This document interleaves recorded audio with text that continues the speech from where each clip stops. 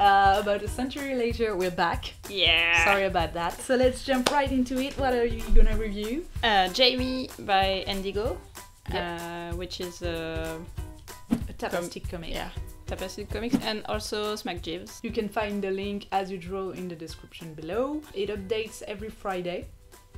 It's completely regular, like no bad surprises. It's like the most regular author that I've subscribed to. Yeah. And this is really great. To every author out there, do that.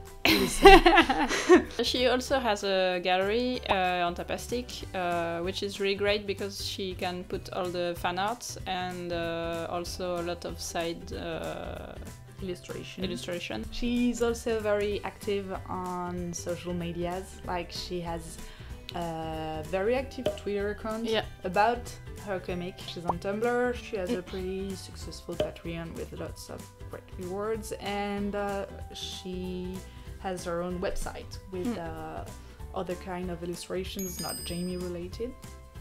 So it's cool to discover that too. And now let's talk about the story in itself.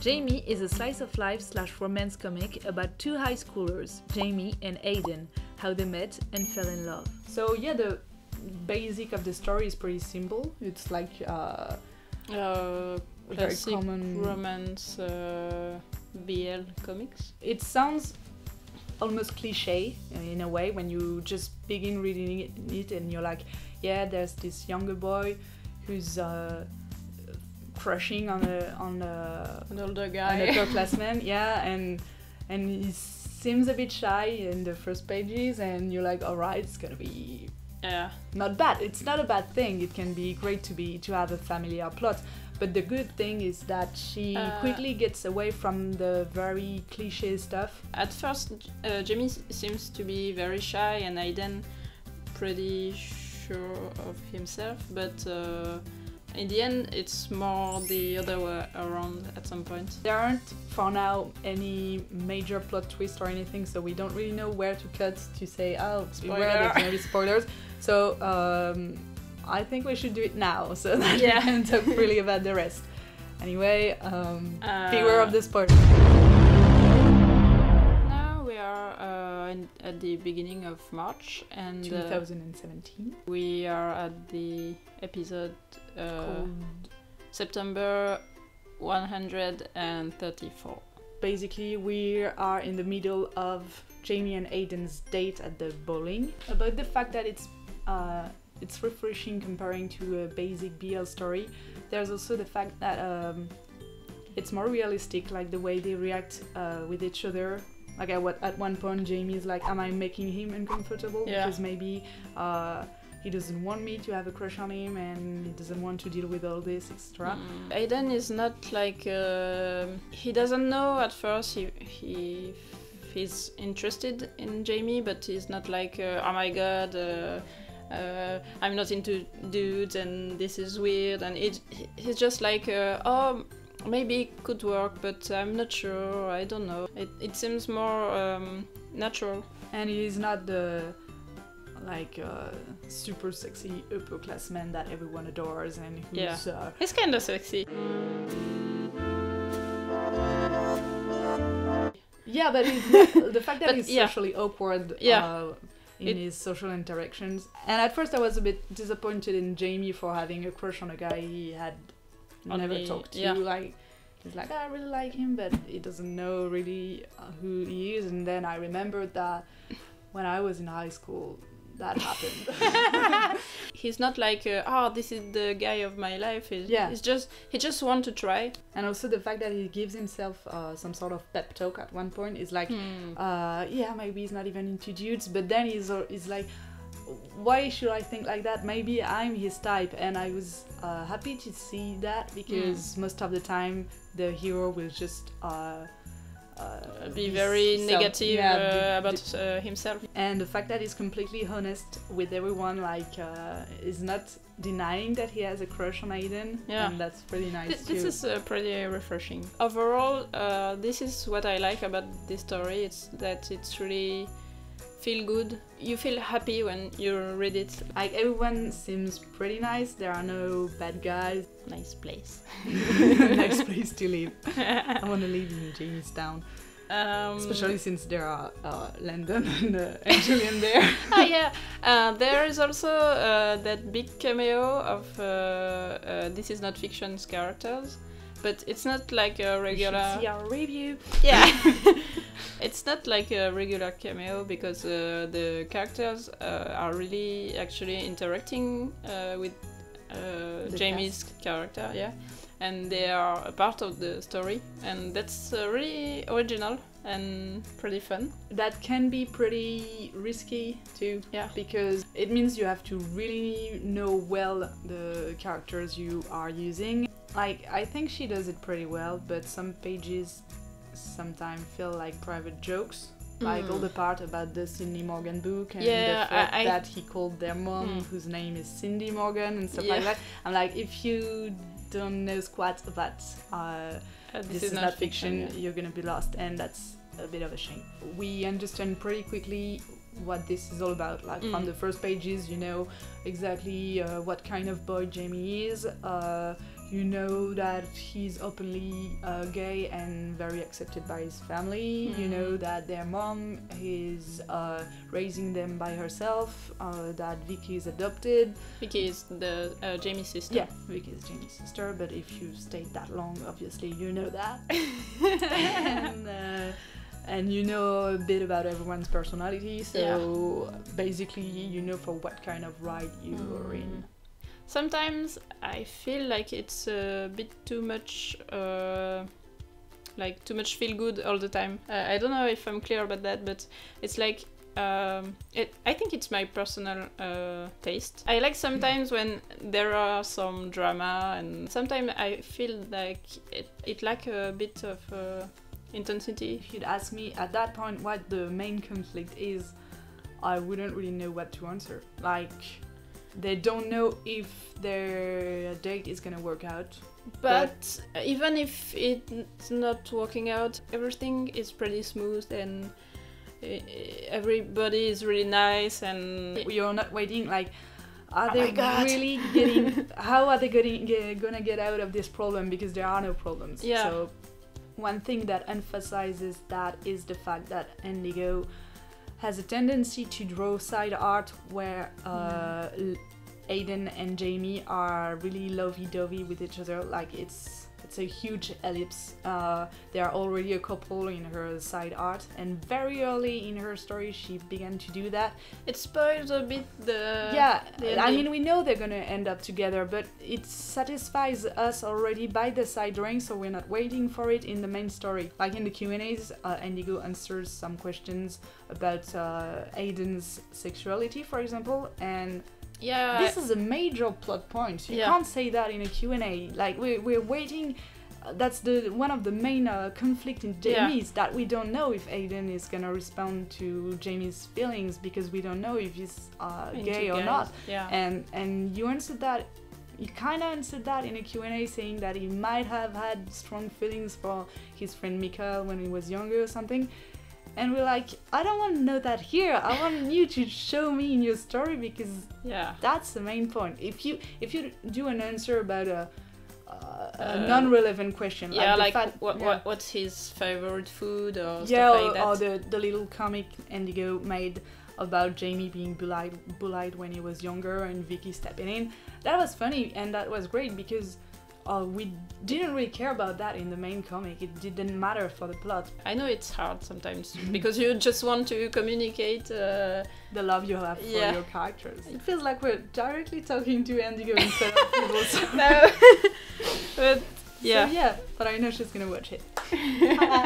We love you. Now let's talk about the art. And get naked. Or not. Or not. I think she's one of the artists that I follow that had the biggest progression in her art. Yeah, it's really impressive. Like when you watch the first pages and the last, there's really there's a world. The last are really great, and the art is really professional looking, and yeah, perfect. And I think this is great to be able to see the progress. And so yeah, the first pages are a bit wobbly. But I think she's gonna redraw. She is redrawing them as we speak. It's just not effective as of today. But while I don't really like when an author is taking time to redraw his first chapters, I think she's doing it for the right reasons, because from what she said, she doesn't mind the fact that the art wasn't as good before, but she doesn't like the dialogues and the way she told the story, so she's mainly rewriting the first chapters so that it's better conveyed, which is a good reason, I think. Yeah. About the first pages, even if she wasn't always confident about her art, especially like in the background, you see that she was putting a lot of effort in it, and some authors just don't draw a background at all, and I think it's a shame. Even try. Because you there. It's better if you try and progress, and you're gonna fail for some stuff, but you should try and try and try, and then it's gonna pay as it does here. Yeah, and you can see the real progress here, so it's really great that it felt like she went out of her comfort zone a lot in the first pages, and it really paid a lot in the end. That's the same for the characters. Like, the first pages, you know that she doesn't have the anatomy knowledge she has now, but that didn't prevent her from trying to make interesting posings and expressions. Even if it felt sometimes a bit stiff because of anatomy error, it didn't feel stiff because of posing choices, if that makes sense. And I prefer that 100 times to a comic that will have always the same poses. And now the designs are, the character designs are really great. They're a lot more interesting. Like, she could have just progressed in anatomically speaking, so they could have gotten more solid in their anatomy, but she also grew as an artist, and they came up more graphic and efficient. There is not same face syndrome, like they are already original and interesting in their designs. I always liked her color, her colors, because it's like fresh and colorful. I don't know, but in the last pages, she took more liberties with it, and at the bowling. Yeah, like the bowling is pink. Yeah, but I really like the mood of the colors in the bowling, because it's really, you feel like you're in a bowling with the shitty lights, and it's really, I don't know, it works really well. Good job. So do you have any theories about where the story is gonna go? Even though they're gonna get together. I don't have really any theory. I think I don't think they will go together just after that one date. I think they will be more comfortable with each other, and Aiden will start to feel more, maybe a little bit attracted. It could have been over soon if there weren't that many friends introduced. Yeah, probably friends and family. Maybe there will be side stories about the friends, and maybe. I don't know. It could be cool. We'll see. And now the time you were all waiting for, the Who's That Again? I've got the papers ready. There you go. Yeah. Ah, Jamie. Aiden. Well, yeah, it's really. Let's stay with our boys. Yeah. All right, let's go.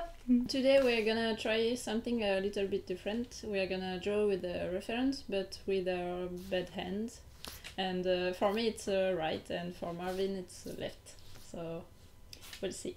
Okay. Alors je fais Jamie, c'est ça. Ouais, I'm Aiden. All right. Oh god. Ah.